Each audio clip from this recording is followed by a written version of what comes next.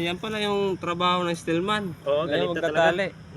Ngayon, pakita mo nga ako kung may nakikita ko na yung butterfly na katali. Paano magtali ng butterfly? Ang butterfly kasi ganito yung tali. Yan, gano'n no? Yan. Tapos, ikis dito. Yun ang tamang kabit ng butterfly. Yan pala yan. Ngayon. Kaya lang, hindi ito required ngayon kasi gawa ng, kapag maputol kasi ito, wala nang silbi. Kung tamang kabit ng butterfly, ganito, dalawa. Yan. Ganon, dalawa. Kasi, yan ang tamang kabit ng butterfly kasi dalawa. Yan o. Yan. Yan ang tamang kabit ng butterfly. Yan. Kasi ito, iba to siya, dalawa, di ba? Ito, isa lang. Pagdating ng lindol yan, putol yan. Ito, laban kasi dalawa na. Yun ang kabit. Kailangan magastos to.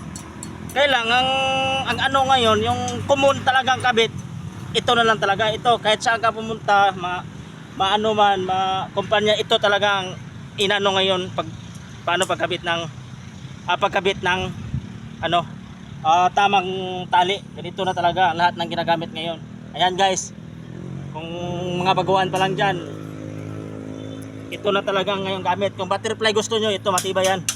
Yan ang tamang kabit na butterfly, matibay talaga dalawa. Ito kasi maputol yan, wala na yan eh. Yan. Salamat guys, God bless. Ayun bro. Video yan, video. Video yan.